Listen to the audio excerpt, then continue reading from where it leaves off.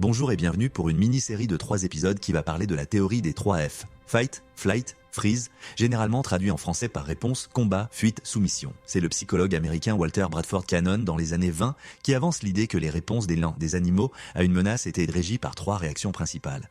Combattre, fuir ou rester immobile. Ces réponses, enracinées dans notre évolution biologique, sont conçues pour assurer notre survie face à des situations dangereuses. La réaction de combat, souvent observée chez les animaux et les humains, se manifeste par une augmentation de l'activité physique et de l'agressivité. Lorsque confrontés à une menace, certains individus sont enclins à se battre pour défendre leur territoire, leurs proches ou eux-mêmes. Cette réaction peut être observée dans divers contextes, allant des affrontements territoriaux entre animaux sauvages aux conflits interpersonnels chez les humains. Des études en psychologie et en neurosciences ont largement validé la théorie des 3 F, montrant que ces réactions sont étroitement liées à des processus neurobiologiques spécifiques. Par exemple, la réaction de combat est associée à une libération d'adrénaline et à une activation du système nerveux sympathique, préparant le corps à l'action et à la confrontation. Dans le domaine de la psychologie clinique, la théorie des 3 F est également pertinente. Certains individus, en proie à des troubles tels que le trouble de stress post-traumatique, TSPT, peuvent nous présenter une prédisposition à la réaction de combat face aux stimuli traumatiques. Pour ces personnes, la thérapie peut impliquer l'apprentissage de mécanismes de régulation émotionnelle pour modérer cette réponse excessive. Afin d'illustrer une réponse type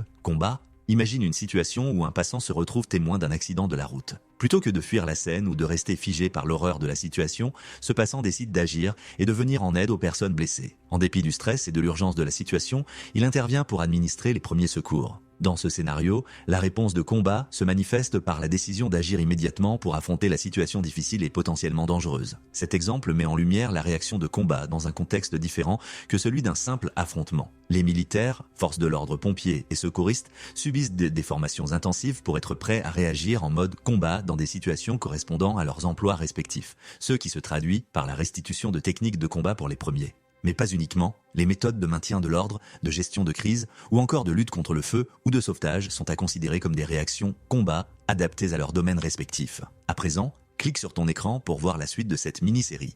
Merci